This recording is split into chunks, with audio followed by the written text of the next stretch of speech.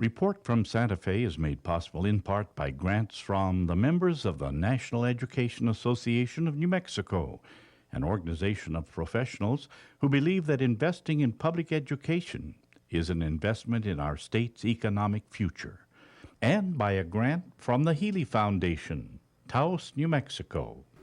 Hello, I'm Lorene Mills, and welcome to Report from Santa Fe. Our guests today are two distinguished lawmakers, Representative Jim Dines, a Republican from District 20, which is kind of Bernalillo County. Yes, southeast Albuquerque. Yes, and Representative Bill McCamley, a Democrat from District 33, which is Las Cruces and Mesilla down in the south part of the state. Well, I've invited you here because of the work you're doing on so many very important bills, one of which is the area of ethics. Now, a Santa Fe journalist wrote about you as two gentlemen who never take a free lunch. And it's a really principled stand that not many people understand these days. Tell us a little about that, and then tell us about some of the ethics bills. Do you want to start, Jim? Sure, Lorene, thank you very much. And essentially what happened was I'd never been in politics before, and so 2 years ago when I ran, I made the announcement that I was not going to accept any PAC money, Political Action Committee money, or lobbyist money in the campaign to any extent or at any time. And when I got elected and came to Santa Fe, I thought I would extend that position further, and at that time I publicly announced that my policy is I don't take any free meals, free gifts, or free anything. I pay my own way. If I do attend something, I'll bring a check and I'll pay for my meals because I think it was important to set a good standard for good government, for people to understand that we can do it a different way. And Bill? Yeah, Lorraine, I come from a district where people make $25,000 a year on average. And it's tough because when you get the free meals, when you get the wine and the nice food and whatever else people give you, the ski passes and golf passes and all the other things you get up here, there's a perception that people are giving that to you in order to get access. And I'm from 4 hours away from Santa Fe.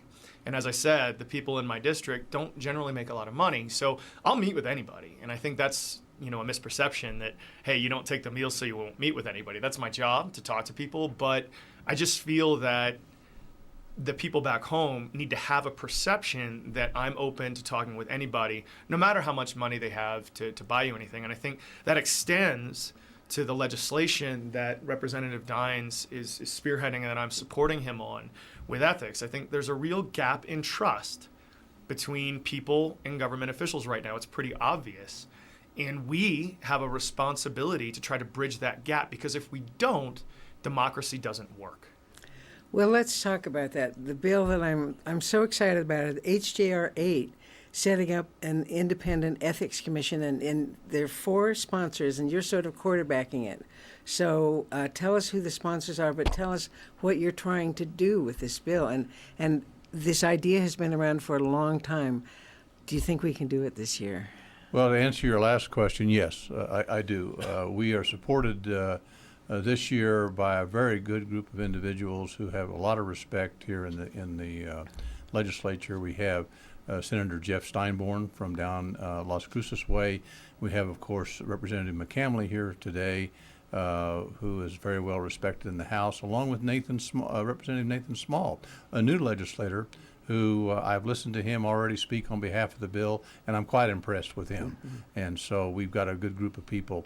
And this is similar to what we got through the House this past year. And there were a few changes that we made, but the guts and the real teeth of the bill the resolution are transparency, which is very important, along with the ability to make decisions and to hand out whatever decisions need to be made in order for enforcement purposes.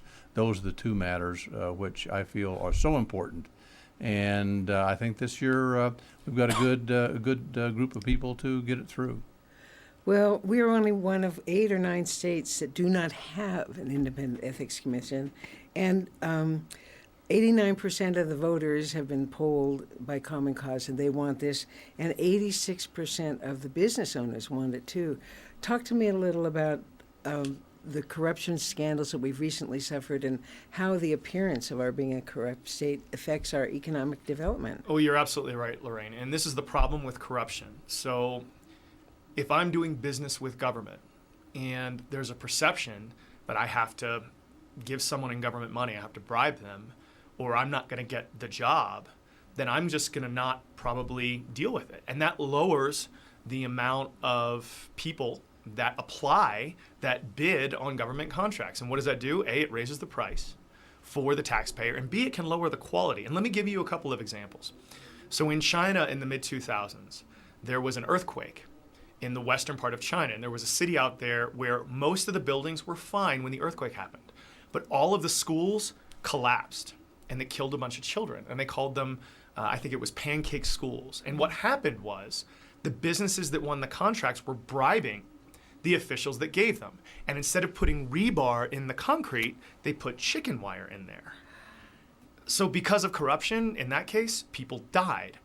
Down near where I am in El Paso, a few years ago, a school board was brought up for corruption charges. Apparently, school board members were getting tickets to San Antonio Spurs games, including all the travel and the hotels, to get bids for school projects. And that means that the taxpayers aren't getting the bang for their buck, and they may not be getting the quality, because if I'm bribing someone, I may be able to provide less of a quality product because I'm going to get the job anyway. And this is horrible for business, because businesses aren't going to want to go to places that are going to be corrupt, and it's horrible for the taxpayer. And so the more that we can do, even to get rid of the appearance of any impropriety that could happen and hold ourselves accountable with an independent group, that's the sort of thing that's going to allow for corruption to go away and allow for us to do better as a state. Tell me a little about some of the recent scandals, just the last year or so. And then one thing that I'm concerned about, years ago when Michael Montoya, our former state treasurer, was arrested for $600,000 in embezzlement, he actually said, but kickbacks is how we always do business in New Mexico. Where do we start changing? I mean, there's a level of civics and of education of people, of the regular citizens. So talk to me about the scandals and then how that affects our citizenry. Well, that's a great question, because when I was going door to door, both the first time I ran and the second time I ran, it was very clear by the number of my constituents who wanted to talk at the door about corruption. They wanted to talk about the scandals. And that's when I was able to mention to them about the Ethics Commission. And they were quick to sign on to that whole idea, because with these scandals we've had in the past, we've had two major ones. We had a senator who left the Senate this past year, and then we had our Secretary of State who left. And these are high-level positions, and the people that I've talked with, the organizations I go and speak with, right in the forefront is the idea of the corruption, especially based upon those two scandals, which are horrific for our state, because you can imagine, as Representative McCamley said, the perception by business within the state, business outside the state, to see this kind of corruption is something that causes them to pause before they want to enter the marketplace in New Mexico. And that's certainly a big reason why we, as a group, are sponsoring the Ethics Commission. And can I add one thing? Of course. So Representative Dines is absolutely correct. And the thing that we've got to do in the state, we are constantly rated in the bottom of all of the economic indicators nationwide for unemployment, for per capita income, for worst place to be a child. And it's not good enough. And you mentioned something, you're like, well, we've always done it this way. Well, no. We as a people, and us especially as politicians, we have a responsibility to say, just because it's the way we've always done things doesn't mean that we need to keep doing it that way. And we've got to try to change and minimize the things that we've done badly in the past and maximize the things we've done better. As you've pointed out, let me just say this, though. Most public officials, and I think Representative Dines will agree with me, up here are really good, responsible, hardworking people. The problem is, even when a few public officials get in the news for doing bad things, it's always on the front page. And there's a perception that the people up there are not working for the regular people. And we've got to get rid of that. And doing an independent ethics commission where we take away the responsibility to police ourselves and put it in the hands of someone else, and we give ourselves that additional check, that's one of the things that we can do that will make us better. And we have that responsibility and that mission up here in Santa Fe. Another area that always hits the front page of the paper is that revolving door. Talk to me about your revolving door bill, the transition from a government official to a lobbyist, the cooling off period. 2 years ago, Lorraine and I sponsored the same bill, and that is where if you're a former legislator, if you are a former cabinet secretary, you're a former statewide elected official, or you are a public regulation commissioner, you must wait 2 years after leaving government service before you become a paid lobbyist. And that's an important distinction because you can come back and lobby if you have an interest that you want to pursue, but not as a paid lobbyist because that's your First Amendment right. And so the revolving door has had very high polling marks in New Mexico, up to close to 90% of people, and it keeps going up, who want to see this practice stop, where someone gets out of the legislature or government service and immediately becomes a lobbyist, lobbying their friends, lobbying the people that they were sponsoring bills with and doing things. Again, it goes back to what Representative McCamley said. It's the perception. The perception of the people is that the legislators up here, when they leave, go into these lucrative contracts for doing lobbying work, and the next thing you know, they're there talking to the same people that they were friends with in the legislature. The key to that is that the member of the public, and why I sponsor this is, the member of the public does not have that same ability. They don't have that threshold to be able to open that door and go in there and speak on a first name basis with the legislators.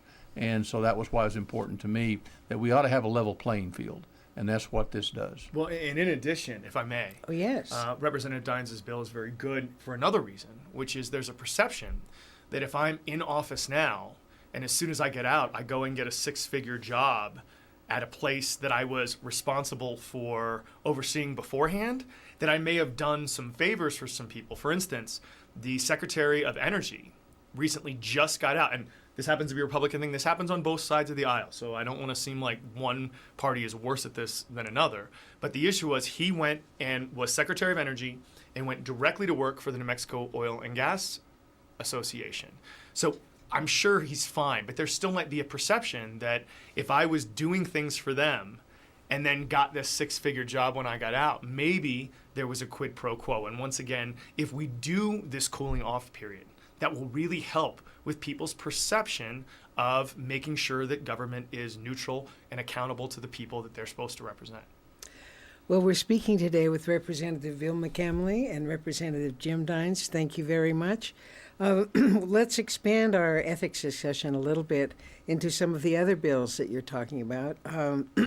You've been doing a lot of work with economic development. Talk to us about some of your other issues this session. Well, thanks, Lorraine. I mean, the main, and I'm really glad that you and Representative Dines brought up the economic aspects of ethics and why it's important that we have a perception of ethical dealings within government for job creation, because job creation is the number one thing that we have to focus on as a state, period. What's happening now is we're spending state tax money educating young people at our high schools and our universities. And since there's not a lot of jobs here, they're going to Dallas and Denver and Phoenix to find work. So what's happening is our taxpayers are funding the workforce for our neighboring states and neighboring cities. So there's less tax money that comes in to our coffers to spend on education, and then those young people are getting their education and going away. So it's this vicious cycle that's happening, and that's contributing to us being at the bottom of all of these different indicators that you see over and over. Just the other day, the Albuquerque Journal had a piece on how New Mexico is the only state in the region with more out-migration than in-migration. We have an exodus of people leaving our state, and that is the main problem here in New Mexico. We've got to try to fix it. So what do we have to do? There's little things that we can do. We can increase broadband access.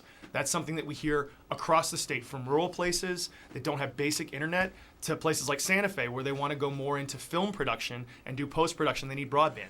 financing, more educated workforce in the career technical areas of being educated. All those sorts of things we got to look at. And then there's some big home runs we can look at as well. I'm actually an advocate of spending part of the corpus of our state permanent fund on an 8-year stimulus plan. If you actually look at the 3 surrounding states, Colorado, Texas, and Arizona, Texas actually has a $37 billion permanent fund, but their population is 12 times our size. Arizona's got $5 billion, Colorado has $780 million. All of our permanent funds, money we have in the bank, put together is $20 billion. There is actually a trend.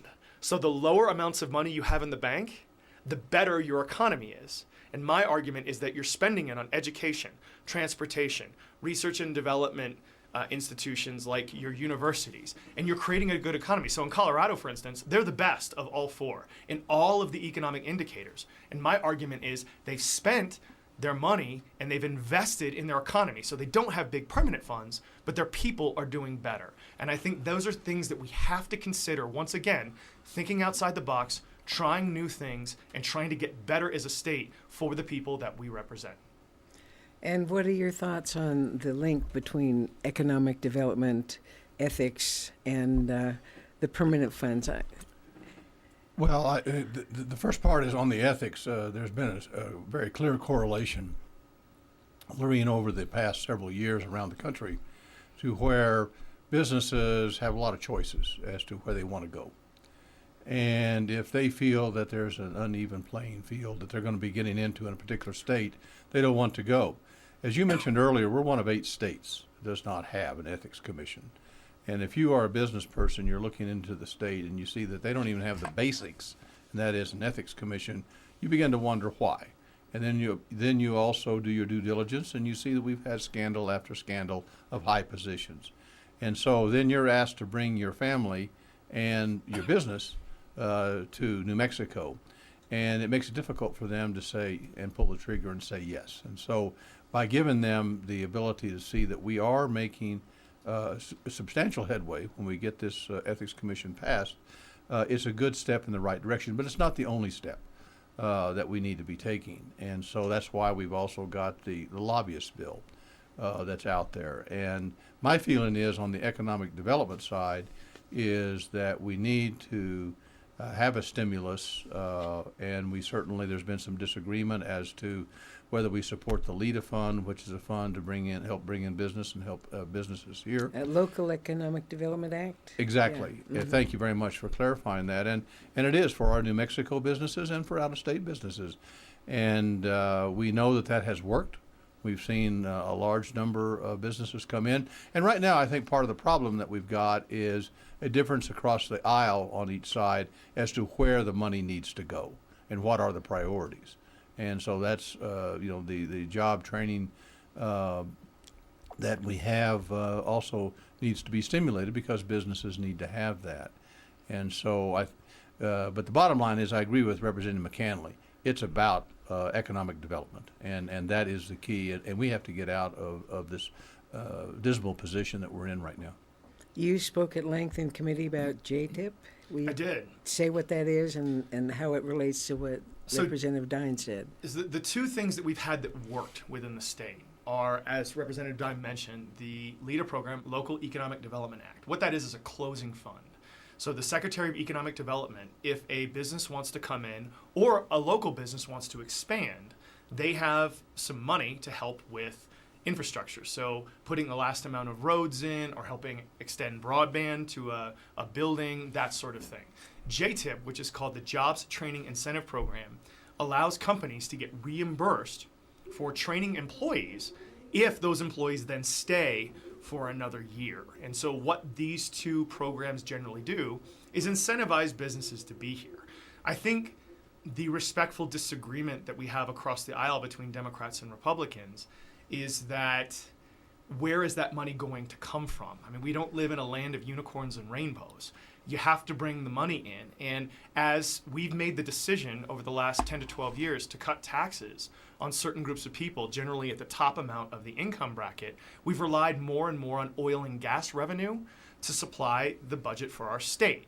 For every dollar per barrel that oil and gas raises or lowers, we either get or don't receive $8 million into our budget. And since oil and gas prices are now low, and we've continued this policy of tax cuts on the upper income brackets, it's really limited our choices in terms of where we spend money. Do we spend it on schools? Do we spend it on JTIP? Do we spend it on LEDA? And it's very interesting, Lorene. We did a series of business trips around the state on the Democrat side of the aisle before we came to the session. And we heard from small businesses in places like Clovis and Carlsbad and Hobbs and Las Cruces and Albuquerque and Roswell. And not one single business or economic development professional mentioned taxes as a problem. What did they mention? We don't have infrastructure. We need more JTIP and more LEDA money, as we talked about before. We need more career technical education so that we can get the electricians and plumbers and nurses that we need to set up an economic environment that works. And so some of the disagreement has been, okay, do we keep this low tax rate that's been in place, and we don't have the money to fund all the things that we need to, like schools, like JTIP, like LEDA, like infrastructure? Or do we maybe say, let's dial back some of those tax cuts on the upper income brackets, bring in a little bit more money, and invest in these programs that work and have been proven to create jobs? I think that's kind of the discussion that's going on right now. And one thing I'd like to add, and we're going to disagree on this, so that's okay. Actually, this is totally different. It's something that I truly believe in, because what triggered this comment is the fact about training. And I believe that we need to return a very healthy vocational training to our high schools, Yep. Middle schools, for various reasons. One is to get that leg up, if you will, on training some of our workforce. Also, I think it's a good way to incentivize students to stay in school. Yep. Some students don't want to sit there and have the particular curriculum that's been given to them, and they may want to go out there and become one of these highly paid auto technicians that are there, and we need to give them a pathway.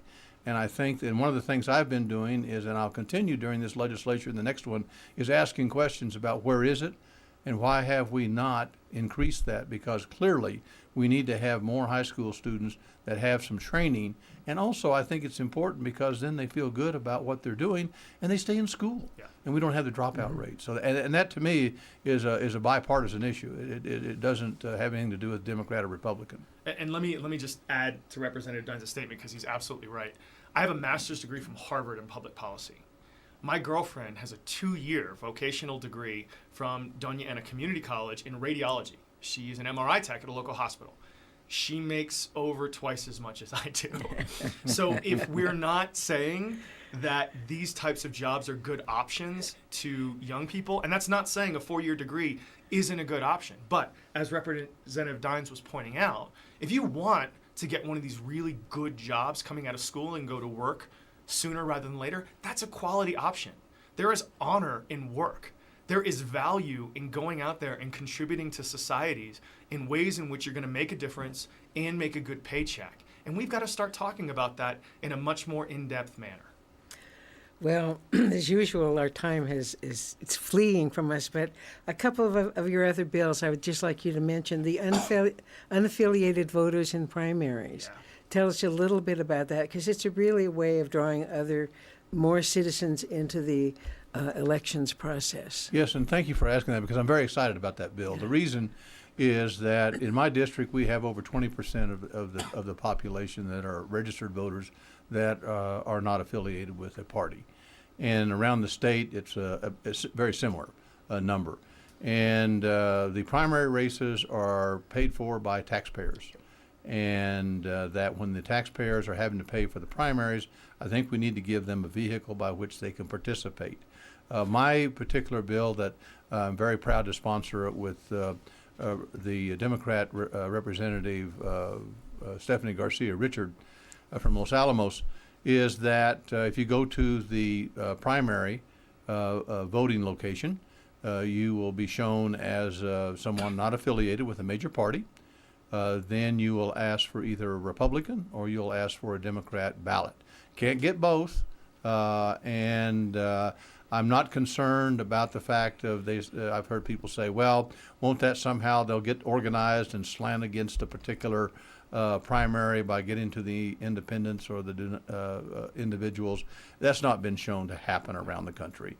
And so it's time that we open this up. I would also like to add is that I think it's also a reflection that the two major parties need to understand that there is a higher incident rate of people registering as independents than we've ever had before. That tells me we're going to need to, with both of the major parties, either begin to understand why that is and accommodate it and bring them into the party if that's what it is, or realize that perhaps the message of each of the parties is not being heard as well as it should. Good point. Good point. And Bill, you have recently done something with two other lawmakers that puts us a little more on the international stage. Yeah. Can you mention your invitation to the President of Mexico to come and address our New Mexico legislature? Well, thanks, Lorraine. So I live in Las Cruces, which is 30 miles from the border. And the trade that we have with Mexico is a vital and intricate part of our economic base. It provides jobs. And it's interesting, though, it's not just in my area that provides jobs. There's a company in Hobbs, which recently just supplied some of the factories down in the Santa Teresa area, providing jobs in Hobbs. There's trade out of Santa Fe and Albuquerque and Farmington.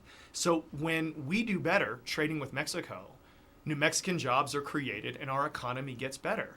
There is a real worry that the tone of the new president in terms of our relationship with Mexico has started off badly, and that was reflected obviously by the Mexican president's refusal to come to Washington and talk to the president. And since we share such a deep cultural affinity with Mexico, we have an educational relationship where so many Mexican students are at New Mexico universities, and as I talked about, the economic situations of both peoples are so intertwined. It was important for us to reach out and see if he would come and bridge some of these relational gaps so we can all do better.